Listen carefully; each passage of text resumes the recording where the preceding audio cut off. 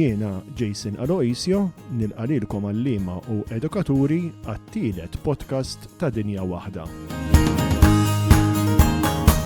L-iskop ta' dan il-podcast huwa li jimmotivakom fil-ħidma edukattiva tagħkom favur il-ħarsien u l-apprezzament tan-natura permezz ta' tarif u features li nittama li ssibuhom interessanti.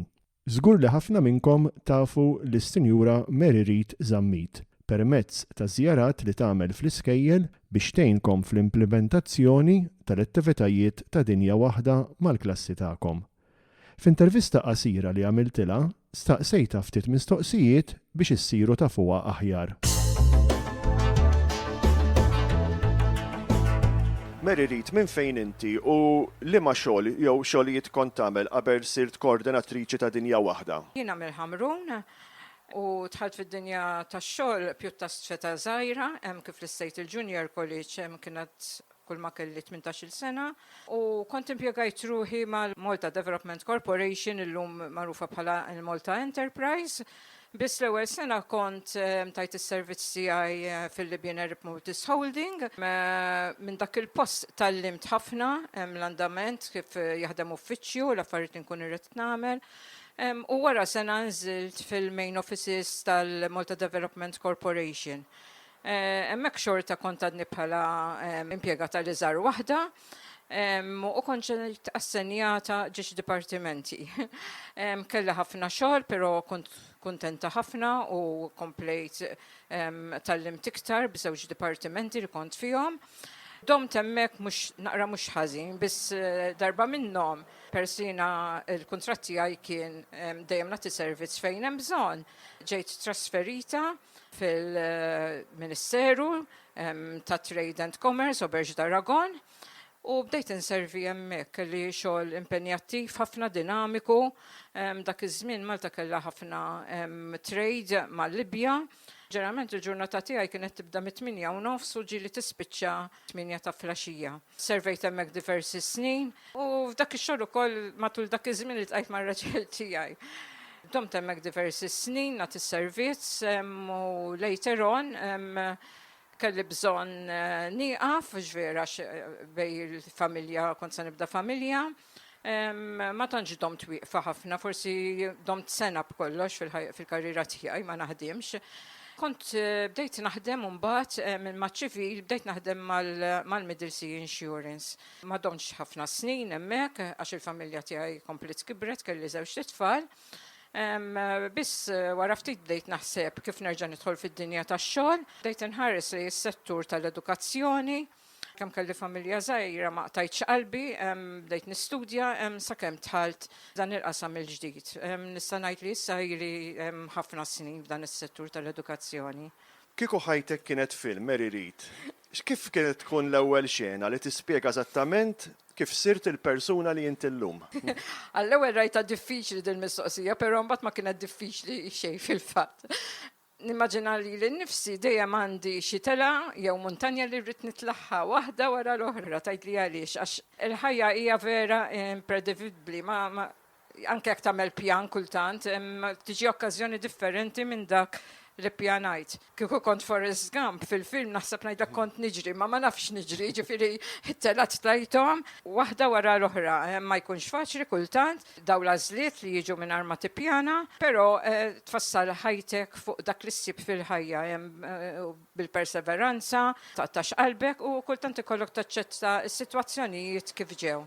Hemm xi drawwa jew ħanajdlu hekk ritwal użanza ma nafx li għandek fil-ġurnata tiegħek li assolutament ma tistax tgħix mingħajrha? Hija dik hija faċli ħafna, Jason.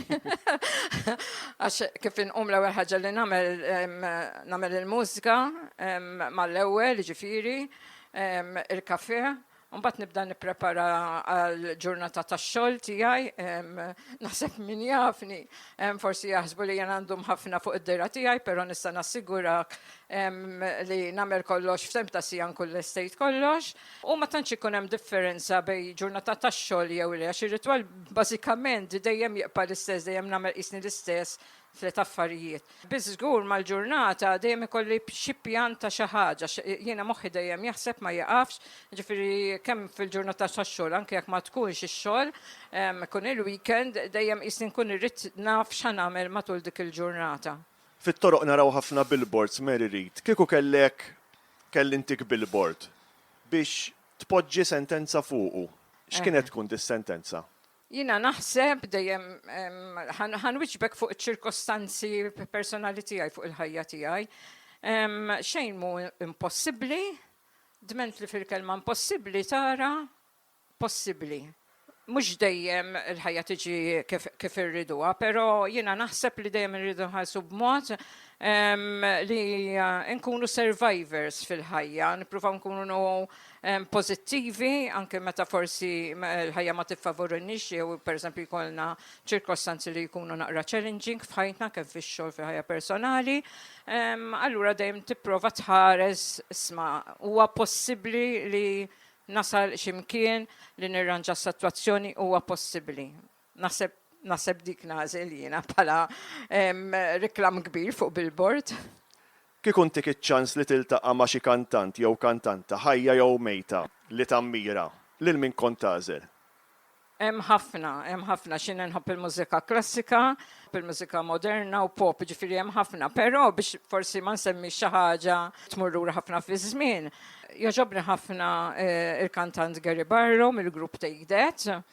Mhux biss għax huwa artist u nikkonsidrah jiena bħala wieħed mill-iktar songwriters tajbin li hemm fix-xena ġifieri. Imma iktar tinteressani barra l-mużika anki il-mixja tiegħu fil-karriera, tgħidli għaliex għax kien bniedem li meta kien fil-grupp dejjem kien jaħseb kif jista' l-grupp tiegħu jasal x'imkien. Mbagħad kien hemm ċertu snin fej kemm kien hemm dik il-popolarità kbira qisu intilef għax il-grupp Take That ma kienx għadu kif kien bl-istess formazzjoni. Kien għadda minn żmien diffiċli ħafna, però one way or another irnexxielu jerġa' jidħol fix-xena mużikali reġa' bena lilu nnifsu ma' parti mill-grupp tiegħu u llum huma li huma, ġifieri huwa bniedem ta' suċċess kbir, ħafna nies imorru jarawhom biss fil-performances tiegħu fuq l-stage żgur li ma tistax tinnota l-imħabba li dal-artista għandu lejn in-nies u biex itihom pjaċir waqt il-konċerti tiegħu dik hija xi ħaġa ħafna evidenti f'dan il-bniedem. L-aħħar mistoqsija, Mary Reid, meta n-nies jisimgħu ismek, x'inhi l-ewwel emozzjoni jew idea li tixtieq fuqek ovvjament li tixtieq li tiġihom f'moħħhom? Għalija fil-ħajja importanti ħafna li bniedem meta jkun miegħi ħossu komdu, ħossu f'post tajjeb li hu jista' jkun bil-karattru tiegħu kif inhu hemmhekk miegħi. Ma nifhimx jiena pereżempju bombastiċità fi kliem għalija xi ħaġa naqra stranja, ġifieri dak li nixtieq jiena meta jkun hemm in-nies miegħi niltaqa' man-nies, intihom dak is-sens ta' sikurezza li miegħi jistgħu jkunu kif huma fir-realtà. Fit-tieni feature ta' dan il-podcast, Dr. Desiree Falzon settina ftit idejat dwar kif nistgħu nibnu relazzjoni aħjar man-natura anke fix-xhur tas-sajf. Jien meta nkun qed niggwida l-għalliema dwar kif jistgħu jdaħħlu n-natura fit-tagħlim, inħobb ninfasizza xi ħaġa. Ma tistax tqarreb it-tfal lejn natura jekk inti stess m'għandekx relazzjoni magħha. Allura inħeġġiġkom biex kuljum tinnutaw xi ħaġa naturali madwarkom. Is-sabiħ tan-natura hi li anke xi ħaġa li hija rotina ta' fiġġielek tħossok tajjeb. Ħanajdilkom xi rrid ngħid biha din.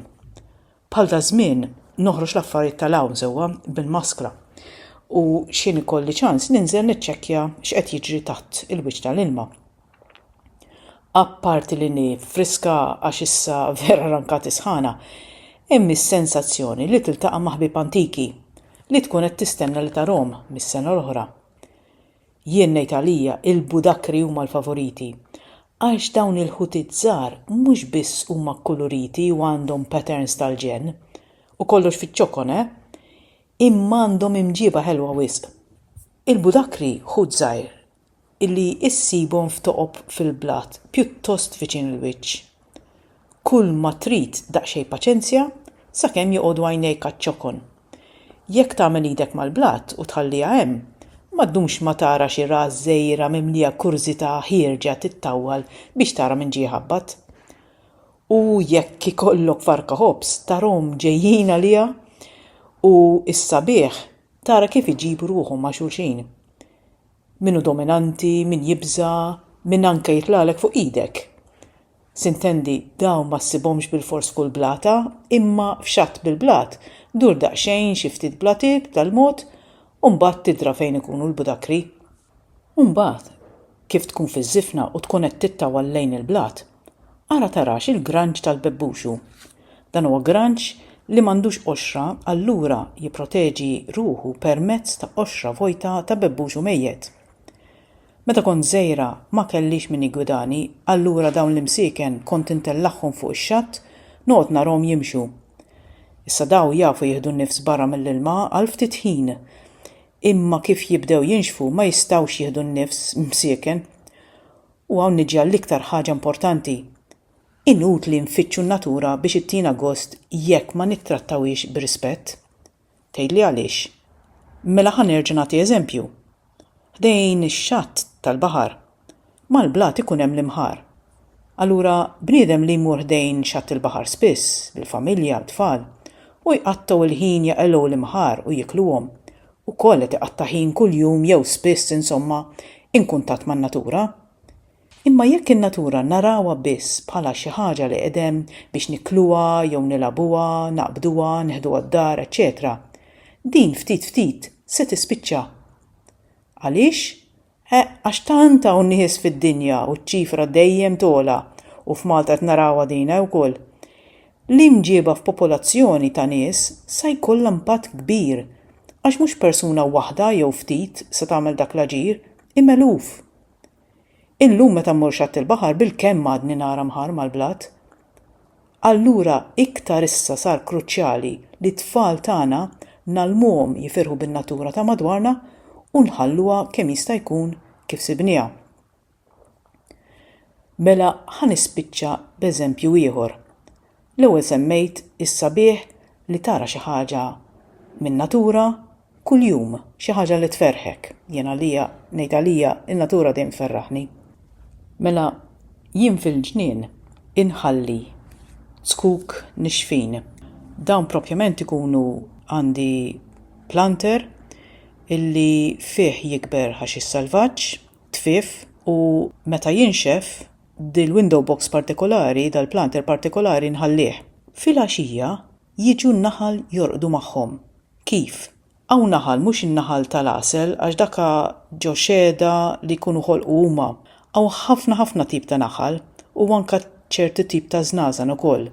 Illi fil-għaxija isibu zokk u jaqbdu bħalqhom bil-mandible, jaqbdu bħalqhom u joqogħdu ringiela xi 11 waħda ta' wara xulxin kollha jiġġieldu għall-istess zokk ikun hemm ħafna skuk.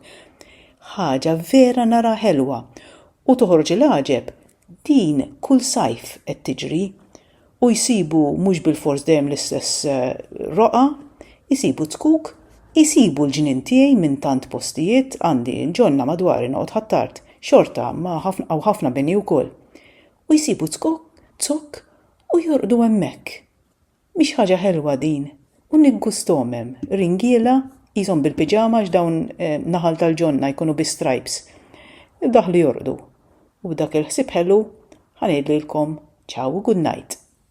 Jekk tixtiequ taraw ritratt tan-naħal rieqed li semmiet Desiree, poġġejna link fit-taqsima Explore the Podcast li ssibuha fit-tarif ta' taħt dan il-video.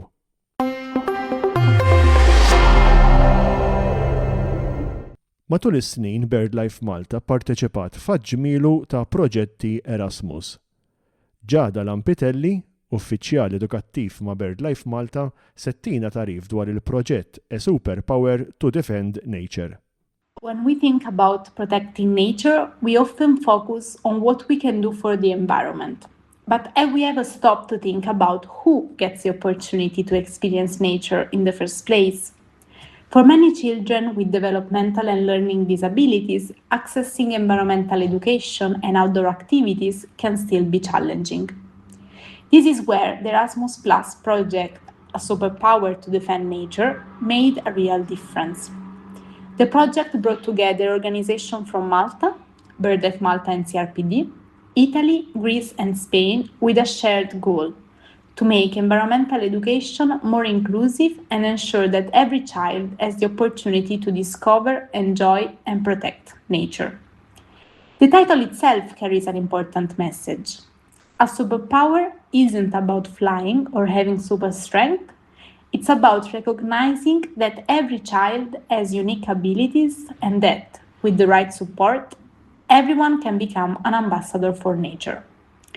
Throughout the project, the partners worked closely with educators, families, and outdoor education professionals to develop practical tools that make learning in nature accessible to all.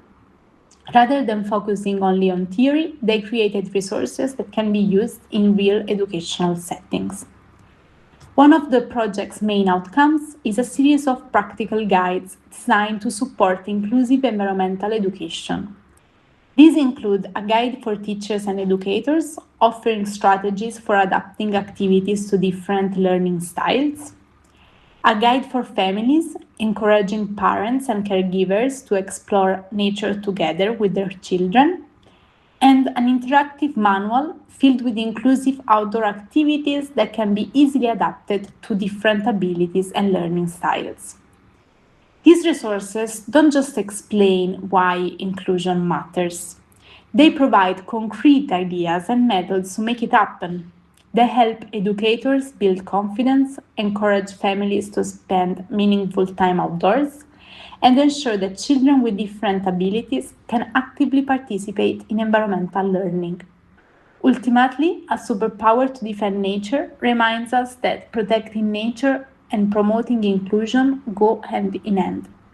When we remove barriers and create opportunities for everyone to connect with the natural world, we build stronger communities and inspire the next generation of environmental stewards.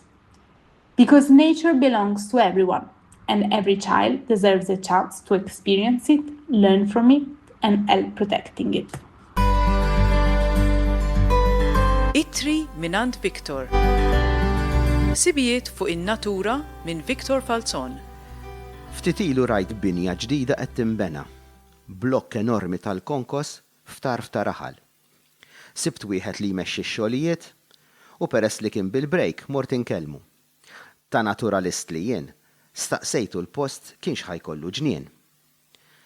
Ħares lejja qis nistaqsejtu fejn ġejja l-vaska tal-kukkudrilli. Leħi xi ġninu fl-aħħar wieġibni. M'hawnx post tal-ġonna? Ħarist madwari, rajt medda kbira art vojta kollha mqalba. Imma hawn ħafna spazju, qedlu. Dak ġej parking għal 200 karozza hi. U rejtu strippa wiesa ġejja għad-dawra. U din? Dik ġejja r-ring road hi. Bdejt naqta' qalbi. Allura ħdura xejn. Mela le, hemmhekk kara, qalli, ħarist fejn qalli. Rajt strippa dejqa maċċint ta' barra. Imma dik dejqa wisq qedlu hemm lanqas siġra ma tikber. Le ħiex siġar. Is-siġar huma diżastru. Xi ġifieri staqsejtu skantat. Jien qatt ma kont smajt min jiddeskrivi s-siġar bħala diżastru. Ovvja hu għax is-siġar jagħtu d-dera sabiħa tal-bini. Ħsibtu qed jiċċajta, imma ma kienx. U ma rridx immerieħ għax kien fih daqsi darbtej. Gemgimtlu grazzi u ħallejtu jkompli l-ħobża biż-żejt. Nispera m'hawnx ħafna jaħsbuha bħalu għax Malta deżert inġibuha. Saħħa ħbieb, ħobbu n-natura u niltaqgħu l-ġimgħa d-dieħla. U b'din littra minant Victor Falzon naslu fit-tmiem ta' dan it-tielet podcast. Fisem l-Education Team ta' BirdLife Malta nirringrazzjakom tal-li kontu parti minn dinja waħda tul din is-sena skolastika li għadha kif intemmet. Nista' ngħid minn issa li kienet sena oħra ta' suċċess b'aktar minn 2000 attività magħmula minnkom għalliema u edukaturi flimkien mal-klassijiet tagħkom. L-impenn tagħkom en mhux ftit biex l-edukazzjoni ambjentali tagħti lill-istudenti esperjenza ħajja tan-natura. Ma fadalli xejn ħlif li jien Jason Oloisio nixtieqilkom sajf sabiħ u ta' mistrieħ. Il-podcast ta' Dinja Waħda jkompli b'episodji ġodda minn Settembru li ġej. Inselmilkom.